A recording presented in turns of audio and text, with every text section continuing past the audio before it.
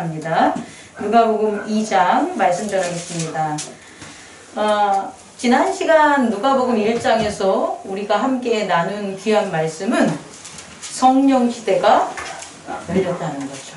성령 시대가 열렸다는 것. 죄와 악이 우리에게 한 일이 뭐냐 그러면 하나님의 영을 소잔시켰다는 거예요. 죄와 악은 하나님의 영을 소잔시켜서 하나님을 모르게 하고 또 우리 자신을 모르게 하는 게 죄와 악이라는 거예요. 그렇다면 하나님을 알고 내 자신을 알려면 내 노력이라든지 내 경험이라든지 나의 능력으로 아는 게 아니라 우리 안에 하나님의 영이 다시 어떻게 하셔야 돼요? 충만하시면 돼요. 하나님의 영이 우리를 충만하게 하고 또 하나는 우리의 잠자던 영이 성령으로 인해서 깨어나야 돼요. 성령으로 인해서 깨어난 우리의 영은 이전에 죄, 악을 알던 영, 잠자는 영이 아니라 내 영이 아닌 성령과 함께하는 하나님에게 바쳐진 영이라는 것을 잊으면 안 돼요. 다시 말해 성령으로 깨어난 우리의 영은 성령 세례를 통하여 확인할 수가 있어요. 성령 세례는 내가 너의 아버지야. 너가 나의 자녀야, 딸이야, 아들이라는 음성을 우리가 들었다면 그 음성은 목사가 한 음성도 아니요, 엄마가 한 음성도 아니고 하나님이 우리를 자녀 삼으신 성령 세례의 음성임을 깨닫기 바랍니다. 그 성령 세례의 음성이 우리들에게 있어요. 그것을 계속해서 끊임없이 확인하고 살아가는 거예요. 우리도 특별한 게 아니에요. 자녀가 여러분에게 엄마 나 예뻐 이런 얘기 하잖아요. 그럼 아이고 우리 새끼 예뻐 해줘야 하는 게 자꾸 내 엄마와 나를 확인하는 거예요. 엄마 나 예뻐? 그러면 그만 물어봐. 귀찮아. 이러면 절대 안 된다는 거예요. 우리 역시 성령 세례를 받았다는 건 한 번 하나님께서 말씀으로 너가 내 자녀야 라고 해서 끝나는 게 아니라 계속해서 하나님의 아버지됨을 갖다 고백하고 하나님이 아이고 내 사랑하는 아들아 내 사랑하는 딸아 내가 너희를 함께하고 너희를 구원했어 라는 음성을 계속해서 들려주는 게 성령 세례다. 그리고 성령 충만함은 하나님의 뜻을 위하여 그가 우리의 내면의 세계에 성령을 충만하게 해서 그의 뜻을 이루는 거예요.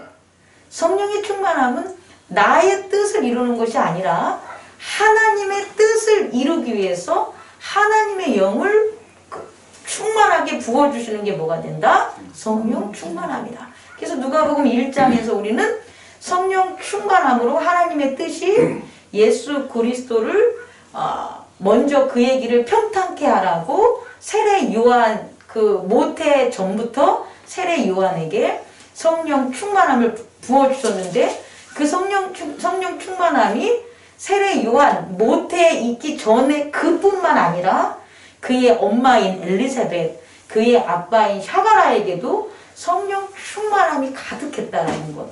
다시 말해 우리가 하나님의 뜻을 이 교회를 통해서 이루어지기를 하나님의 그게 뜻이라면 목사를 비롯해서 모든 사람들에게 성령 충만함을 하나님께서 모아진다? 허락하신다는 것을 잊지 마시기 바랍니다. 오늘은요 이 성령이 더 접근을 하면 이 성령은 하나님의 영인데 그럼 이전에는 하나님의 영이 없었냐는 거예요. 있었죠. 구약에도 하나님의 영이 있었죠. 근데 그 하나님의 영인 성령이 제단을 통하여 그것도 이제 거룩한 제단을 통해서만 역사를 하셨다는 거예요. 근데 완전한 죄, 다시 말해 이 죄가요, 이 악이요, 겉에 구약의 시대에 있어서 눈에 보이는 물질의 세계에서도 일어나는 악이 있지만 이 죄와 악이 어디로 숨냐면 사람의 생각과 마음으로 숨어버리는 거예요. 그러면 이 죄와 악을 겉에 제단을 거룩하게 쌓아서 하나님의 살아계심을 보인들 다시금 사람의 생각과 마음과 내면에 숨겨져 있는 악들이 그의 입을 통해서 밖으로 나오면서 또 제약된 세상을 만들어 버린다는 거죠. 그래서 하나님이 구약에 있었을 땐 제단을 통한 물질의 세계에서 성령의 역사를 보여주셨다면 신약, 오늘 우리가 살아가는 이 시대에 있어서는 그 성령이 우리의 내면의 세계, 우리 안에서 우리 각자의 내면의 세계에서 오신다는 거예요. 그러면 제단의 위치가 밖에 있었던 물질의 세계에서는 밖에 제단을 쌓지만 지금 성령 세대에 있어서는 제단이 어디에 있는 거예요? 내 안에, 나의 내면의 세계에 성령의 영을 받는 제단이 쌓아지게 되는 거예요. 그럼 성령께서 우리에게 밖에서 임하는 게 아니라 우리의 내면의 세계에 오시면 그 내면의 세계에 거처가 필요하잖아요. 구약에서는요, 성령께서 물질의 세계에 제단에 임하시기 때문에 그 회막이라는 성소라는 거룩한 그와 같은 구별된 처소가 있었던 거예요. 이스라엘인들에게.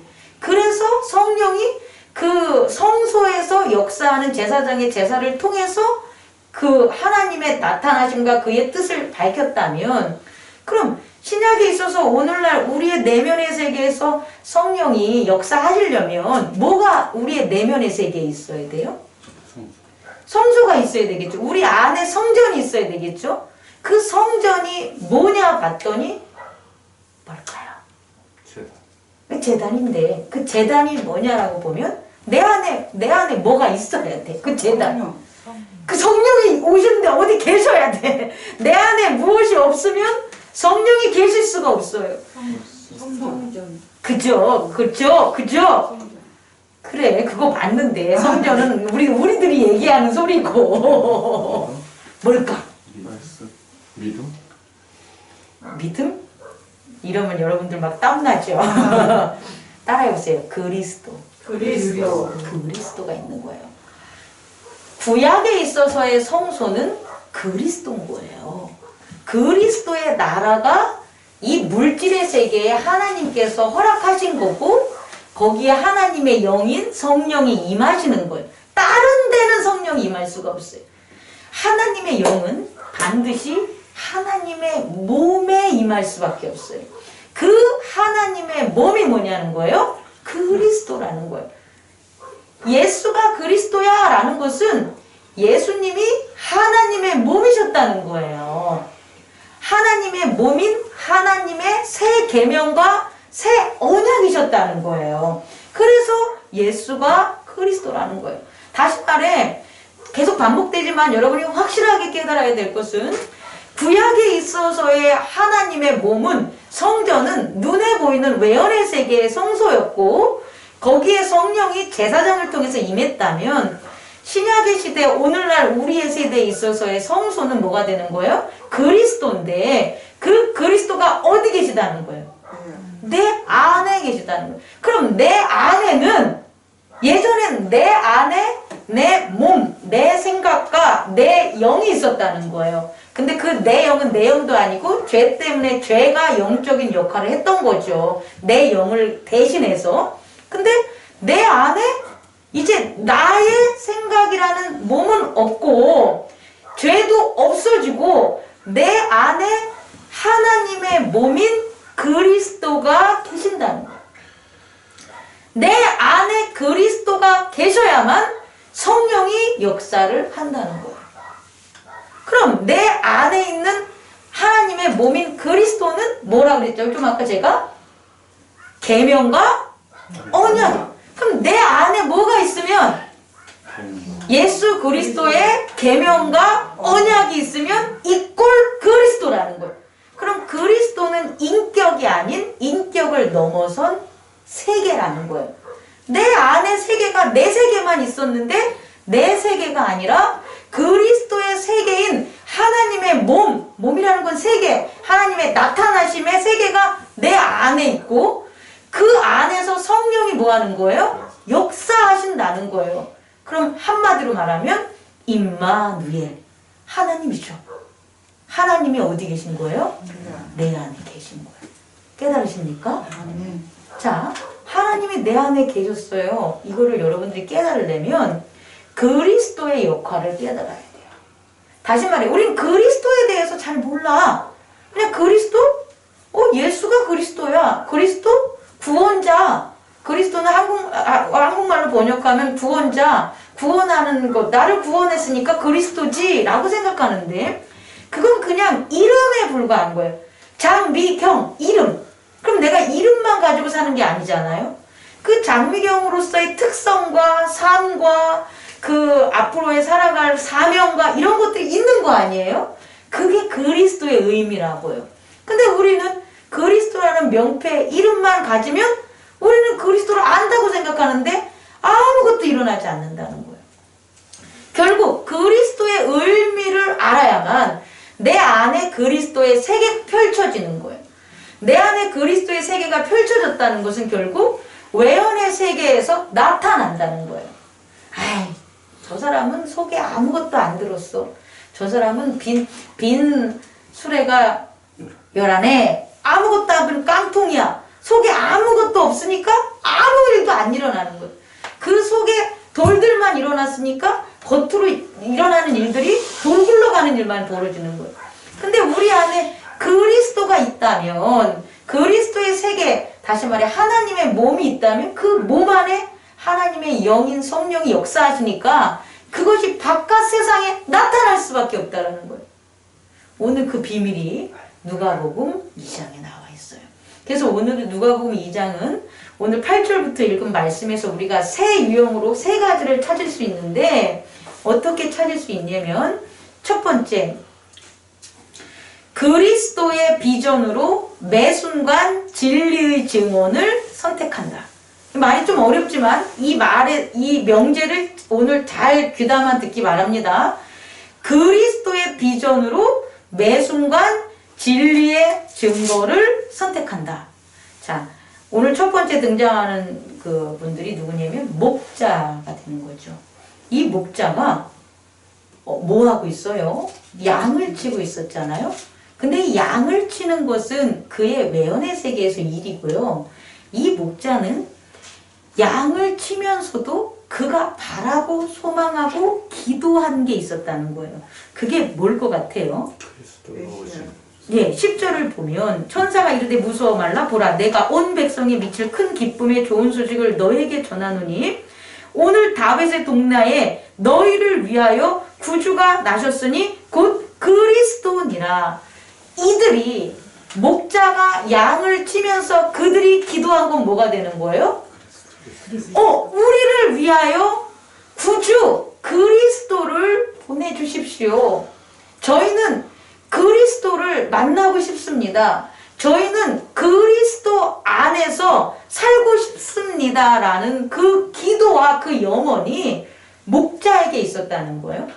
근데 목자만 있는 게 아니라 동방에서 별을 보고 연구한 동방 박사들도 누구를 만나고 싶어 하는 거예요?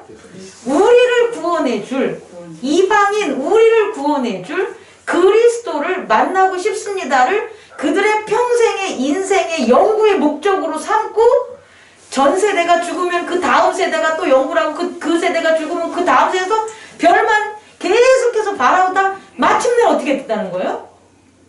그 별을 보고 천사들이 임해서 그 별을 보고 그 그리스도를 만나는 일이 벌어졌다는 거예요. 다시 말해 이 그리스도가 그 그리스도를 구하고 기도하는 그것이 현실에서 어떻게 됐다는 거예요? 실현됐다라는 거예요. 이루어졌다라는 거예요. 누구에게? 그 그리스도를 바라는 목자와 동방박사. 그럼 그리스도만 바랬냐? 그러지 않아요. 유대인 당국자들이나 헤롯이나 이런 사람들은 그리스도가 오는 걸 알지만 바라거나 기대하거나 믿거나 하지 않았기 때문에 그리스도가 지금 이 말구 위에서 났음에도 불구하고 그들은 그리스도가 난지도 몰라요. 여러분 이해할 수 있겠습니까? 그리스도는 첫 번째 뭐냐면 그리스도의 비전, 다시 말해 그리스도의 눈으로 그를 믿었던 그 비전들이 맞아! 너희들이 그리스도의 눈으로 봐서 그리스도를 원하고 구했던 게 맞아라는 진리의 증언들을 하게 만든다는 거예요. 그 진리의 증언을 하는 게 오늘 성경에서 보면 누구냐? 목자와 동방 박사라는 것을 여러분 첫 번째로 깨닫기 바랍니다. 그럼 여러분, 이들이 도대체 그리스도의 비전으로 진리, 여기서 말하는 진리는 뭐냐면 하나님이 오셨다는 거예요. 하나님이 오셨다는 게 진리인 거예요. 아, 이것도 어렵네. 진리가 뭐라고요? 하나님이 오셔서 뭐 진리라고 하면 무슨 뭐 다이아몬드나든지 뭐 어떤 공식이라든지 이런 게 진리가 아니라 모든 것들이 다 거짓인데요. 거짓이 아닌 게 뭐냐라고 물으면 그게 진리라는 거예요. 그 거짓이 아닌 게 뭐냐 봤다면 하나님이 오셨다는 거예요. 그 진리의 목격자가 됐다는 거예요. 조금 어렵지만 잘 생각하셔야 됩니다. 사람은 죽어. 이게 진리 같죠? 그잖아요. 근데 그 진리 아니에요. 사람이 안 죽을 수 있는 거예요? 내가 이상한 얘기를 하나? 누구죠? 에녹은 안 죽다고 나와 있어요. 그럼 사람은 죽어? 아, 그거 진리야 라고 여러분들 믿고 사는데 아닐 수가 있는 거잖아요. 부활하는 일도 벌어지고 죽지 않는 일도 벌어질 수 있다라는 거예요. 진리가 아니잖아요. 이 세상에 있는 것. 아니 내가 지금 뭘 전하려고 하냐면 우리가 생각하는 모든 것들, 우리가 진리라고 얘기했던 모든 것들이 진리가 아니라고요. 아닐 수 있다라는 거예요. 아이고, 너 그렇게 살아봐라. 넌 그렇게 살면 가난할 거야. 그럼 정말 애가 막 게으르고 뭐 일 안 해서 가난하게 살 것 같은 게 그래 진리 같아. 근데 걔가 안 그럴 수도 있는 거라는 거예요.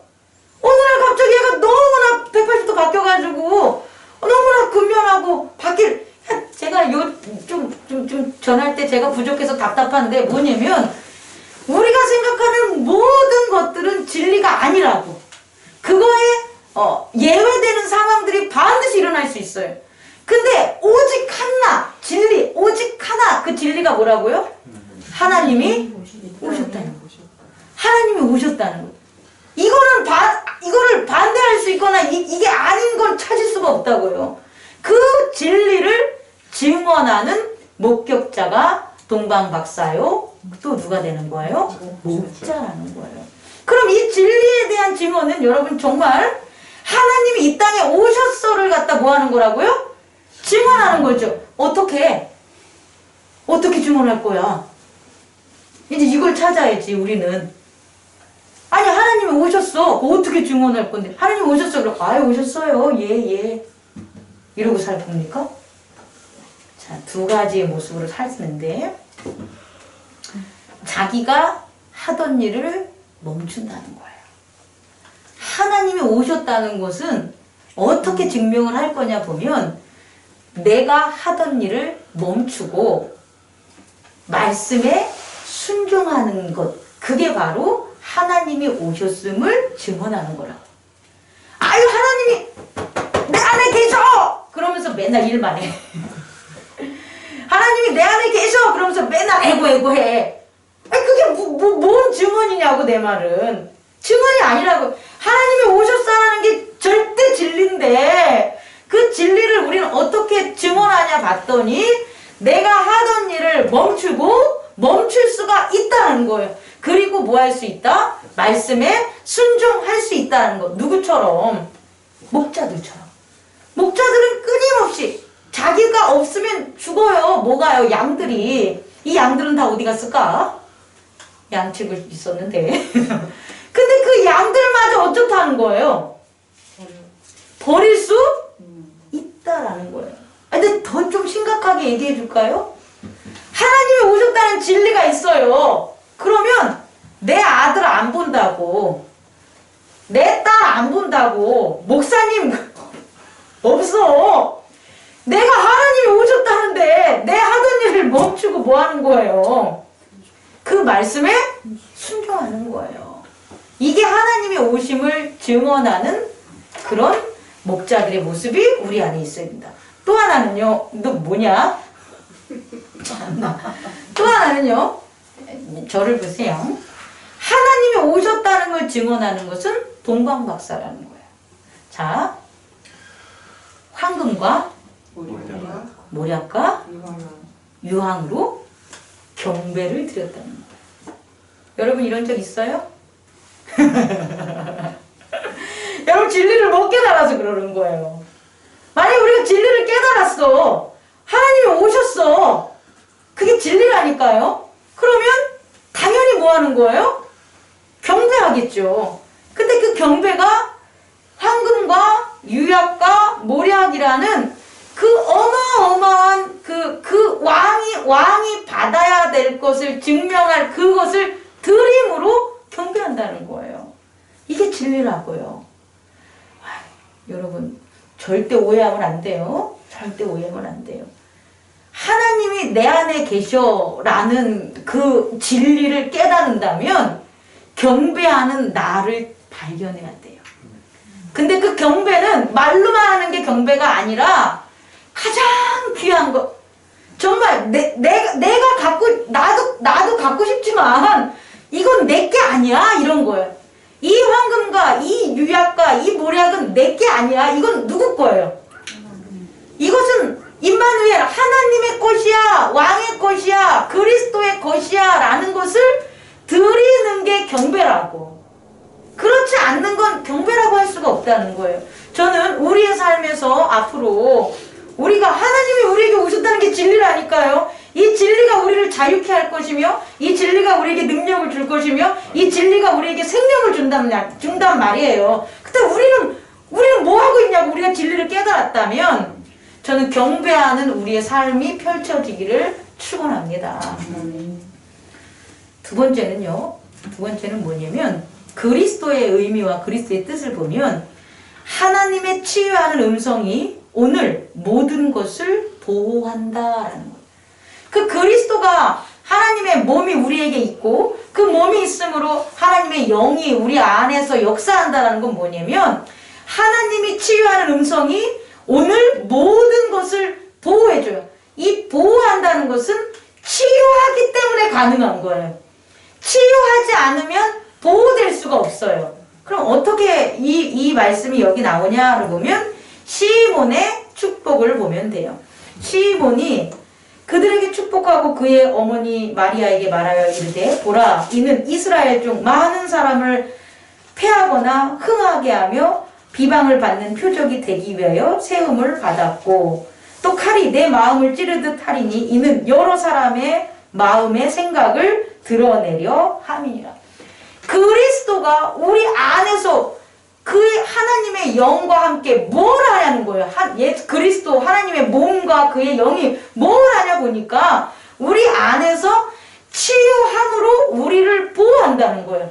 근데 그 치유함으로 보호하는 게 뭐냐 봤더니 우리 안에 있었던 더러운 죄악들은 패하게 만들어버리고 온전한 하나님의 순종과 의로운 것들을 흥하게 만들어버린다는 거예요.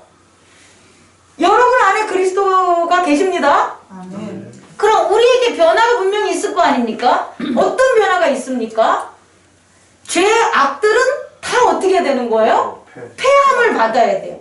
아니 근데 그리스도가 우리 안에 몸이고 성령이 우리 안에 역사하는데 내가 죄악이 더 흥황해. 죄를 더 짓고 살아. 말이 되냐는 거예요.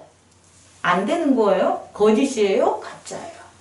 다시 말해 그리스도는 하나님이 치유하는 음성으로 오늘 우리를 보호해 주는데 어떤 방법으로 보호해 주냐 봤더니 우리 안에 있는 더러운 죄악들은 패하게 만들고 온전하고 거룩한 것들은 흥하게 만든다는 것을 여러분 깨닫기 바랍니다. 아멘. 그래서요 마음의 생각을 드러나게 하는 거예요.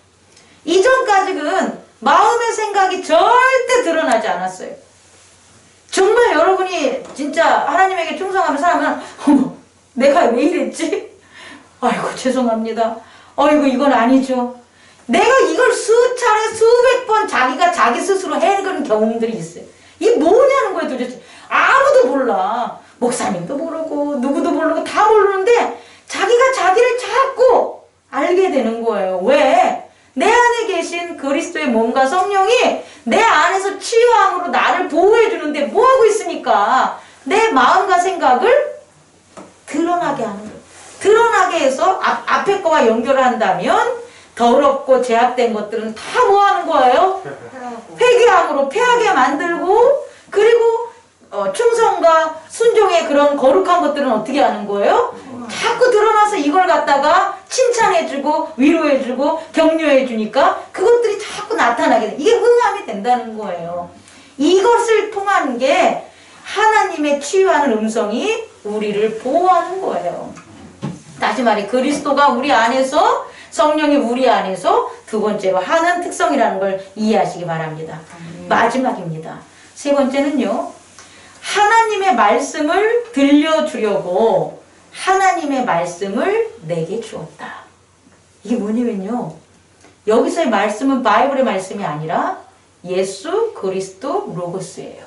다시 말해, 하나님께서 우리에게 말씀을 주신 것은 우리에게 뭐 하라고?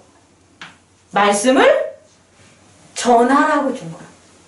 예수 그리스도가 우리 안에, 그리스도의 몸과 하나님의 성령이 우리 안에 있는 것은 너 혼자 하나님의 몸과 성령으로 너 혼자 잘 먹고 잘 살아라 해가지고 우리에게 주신 게 아니라는 거예요.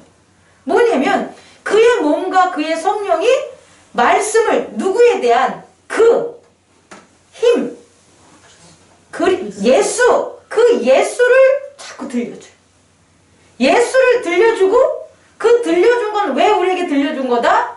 예수를 전하라고. 그럼 어떤 예수를 전하냐 봤더니 성량 30절, 마침 이때에 나와서 하나님께 감사하고 예루살렘의 속량을 바라는 모든 사람에게 그에 대하여 말하니라. 누가? 안나가.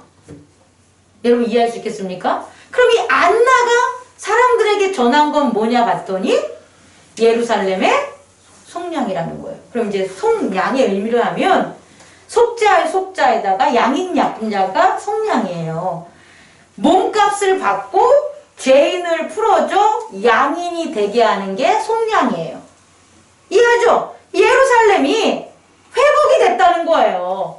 예루살렘이 거룩한 성전이 된다라는 것을 전하는데 어떻게 거룩한 성전이 전하냐를 봤더니 그를 전해야 된다는 거예요. 누구? 예수. 예수가 우리의 죄를 뭐예요? 대신해서 값을 치렀어가 꼭 들어가야 되는 거예요. 예수가 예루살렘 이스라엘 민족을 대신해서 이스라엘 민족의 죄값을 치렀어. 그래서 이제 이스라엘이 어떻게 된 거예요? 죄인이 아니라 양인, 의인이 됐어. 의로워졌어. 이것을 안나가 만나는 사람들에게 전하는데 그가 누구냐? 이 아이야, 이 소리예요. 이게 속량함을 전하는 거라는 거예요. 이게 말씀을 들어서 말씀을 전하는 게 그리스도의 몸과 성령의 특징이라는 걸 깨닫기 바랍니다. 그 우리 안에 그리스도의 몸 그리고 성령이 임해. 그럼 우리는 뭘 자꾸 들어야 되는 거예요?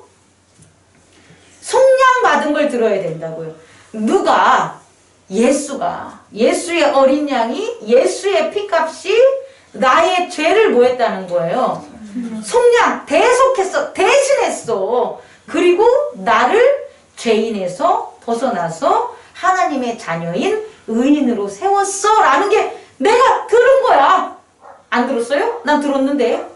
나 전해준 목사님이나 나 이렇게 이끌어준 분들한테 들었는데 여러분은 그런 거 안 들었습니까?